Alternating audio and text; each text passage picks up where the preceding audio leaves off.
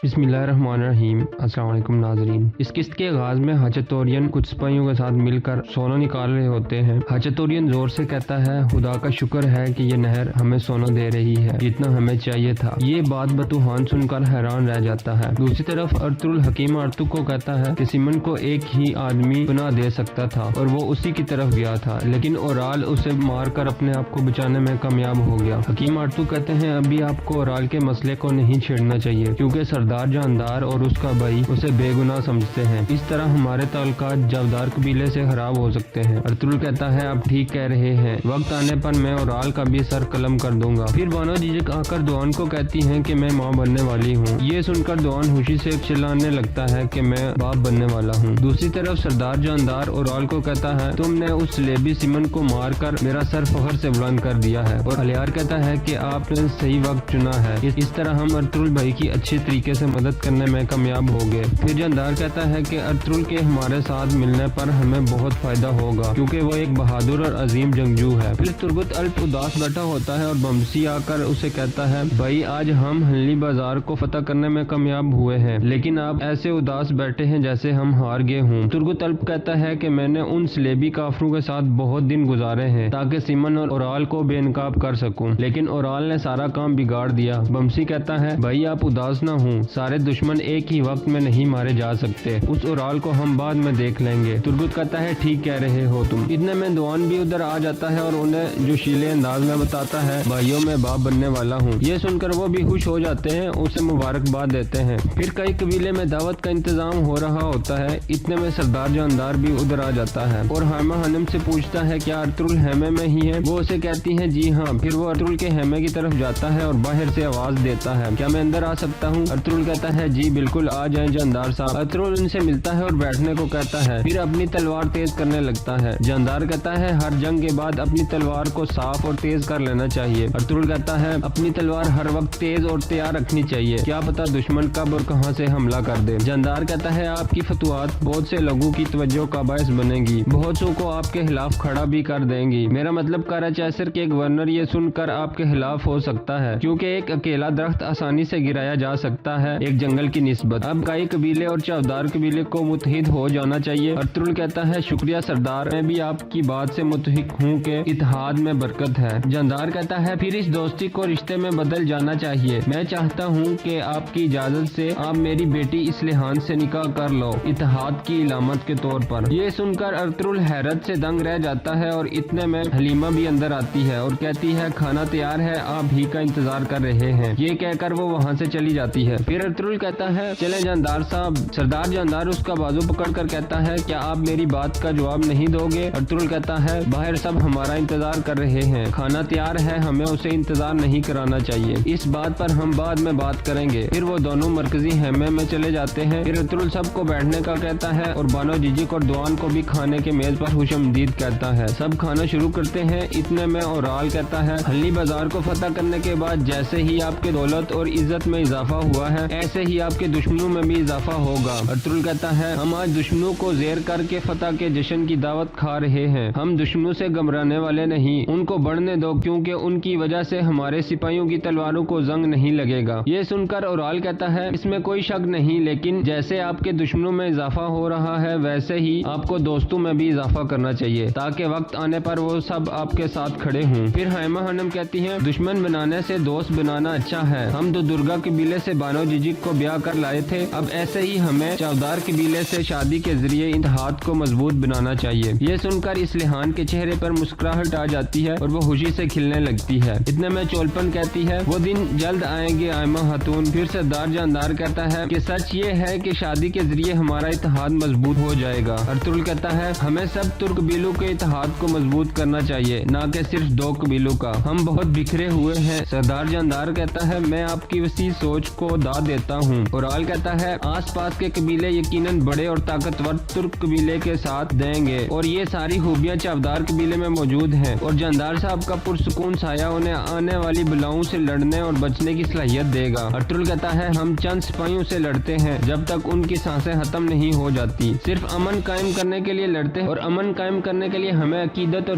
जुर्रत चाहिए होती है और जिस कबीले में ये खूबियाँ मौजूद होती हैं वो दूसरे कबीले को अपने झंडे के नीचे मुत्हिद करेगा। گا۔ اور رہی بات سردار جاندار کے سائے کی، تو میں اللہ سے دعا کرتا ہوں کہ آپ تکبر کا شکار نہیں بنے انشاءاللہ۔ یہ سن کر اورال اور چاودار قبیلے کے کچھ لوگ پریشان ہو جاتے ہیں۔ دوسری طرف ہنلی بازار کے مہمان خانے میں سارے سپاہی کھانا کھا رہے ہوتے ہیں تو تربت بمسی کو کہتا ہے سب اکٹھے ہیں، تم ہمیں کوئی کہانی سناؤ۔ بمسی کہتا ہے کیوں نہیں۔ وہ کھڑا ہو کر جوش سے سب کو ایک بہادر جنگجو کی محبت کی کہانی سنانے لگتا ہے کہ ایک جنگجو 16 سال تک اپنی محبوبہ سے دور رہتا ہے، پھر وہ اس سے ملتا ہے۔ سب سپاہی اس کہانی کو سن کر لطف اندوز ہوتے ہیں۔ اتنے میں گنکت بمسی کو کہتا ہے تم بتاؤ ہمارا بمسی سپاہی کب شادی کرے گا۔ یہ سن کر بمسی غصہ کر جاتا ہے اور گنکت کو مونچھوں سے پکڑ کر کھڑا کر لیتا ہے اور کہتا ہے کہ میں اپنی تلوار سے شادی کر چکا ہوں، انسان کو ایک مرتبہ بتانے سے اسے سمجھ جانا چاہیے۔ پھر خنجر نکال کر گنکت کی مونچھیں کاٹ دیتا ہے۔ سب سپاہی گنکت کو دیکھ کر کہکے لگا کر ہنسنے لگتے ہیں اور وہ وہاں سے چلا جاتا ہے۔ دوسری طرف کئی قبیلے میں کھانا کھانے کے بعد سردار جاندار ارطغرل سے کہتا ہے کہ میں اپنی بیٹی آپ کے نکاح میں دینا چاہتا ہوں تاکہ میرے نواسے ایک دن ترک قبیلے کی رہنمائی کریں اور کافروں کے دلوں میں خوف پیدا کریں۔ اور دیکھو ارطغرل صاحب کی خاموشی مجھے مایوس کر رہی ہے۔ ارطغرل کہتا ہے آپ کا شکریہ، آپ نے مجھے اس قابل سمجھا، مجھے بھی ایسی ہی خواہش ہے، لیکن جو بوجھ آپ میرے کندھوں پہ رکھنا چاہتے ہیں وہ اتنا آسان نہیں اٹھانا، مجھے لازمی اس کے بارے میں سوچ سمجھ کر فیصلہ کرنا ہوگا۔ جاندار کہتا ہے میں ہر بات سوچ سمجھ کر کرتا ہوں، میرا مقصد آپس میں اتحاد کو بڑھانا تھا، یہ مجھے کمزور ہوتا نظر آ رہا ہے، آپ میرے الفاظ کو غنیمت مت سمجھو۔ ارطغرل کہتا ہے نہ ہی کسی غنیمت اور نہ کسی فتح کو ایک آدمی کو اپنی ایمانداری کھونے پر آمادہ کرنا چاہیے۔ اورال کہتا ہے ہم جانتے ہیں آپ کتنے عزت دار اور شریف انسان ہیں، جب جاندار صاحب آپ کو اپنی بیٹی کے قابل سمجھتے ہیں تو آپ کو بھی ان کی پیشکش کا احترام کرنا چاہیے۔ جہاں تک ہنلی بازار کا تعلق ہے تو اگر ہم اپنی تجارت کا استعمال کریں تو بازار بہت ترقی کرے گا۔ ارطغرل کہتا ہے کہ کیا آپ بازار پر اپنا حق جتا رہے ہیں؟ اورال کہتا ہے کہ ہنلی بازار فتح کا تحفہ ہے، آپ نے بازار فتح کیا اور میں نے سیمن کو مارا ہے جو آپ کے ہاتھوں سے ہوشیاری سے بھاگ گیا تھا، تو اس طرح میں بھی بازار پہ حق جتا سکتا ہوں۔ ارطغرل کچھ دیر سوچ کر کہتا ہے مجھے لگتا ہے آپ تیاری کر کے آئے ہیں، یہ پہلی بار دیکھ رہا ہوں کہ آپ سب متحد ہو ایک بات پر، مجھے خوشی ہوئی، اور جہاں تک شادی کی پیشکش کی بات ہے میں اپنے گھر والوں سے فیصلہ کروں گا پھر آپ کو بتاؤں گا۔ پھر الیار کہتا ہے کہ میرے بابا اور بھائی صرف قبیلوں کا اتحاد چاہتے ہیں، آخر چاودار قبیلہ اتنا مضبوط ضرور ہے کہ دشمن کے سامنے کھڑا ہو سکے اور اپنے دوستوں کی حفاظت کر سکے۔ اور جاندار کہتا ہے کہ میں امید کرتا ہوں کہ آپ مجھے رسوا نہیں کرو گے اور مجھے ایک اچھا فیصلہ سناؤ گے، اللہ آپ کی رات پرسکون کرے انشاءاللہ۔ پھر جاندار یہ کہہ کر کھڑا ہو جاتا ہے اور وہ خیمے سے باہر چلا جاتا ہے۔ پھر ارطغرل عبد الرحمن کو بلاتا ہے اور اسے کہتا ہے خیمہ خانم سے کہو کہ میں ان کا حکیم آرتک کے خیمے میں انتظار کروں گا۔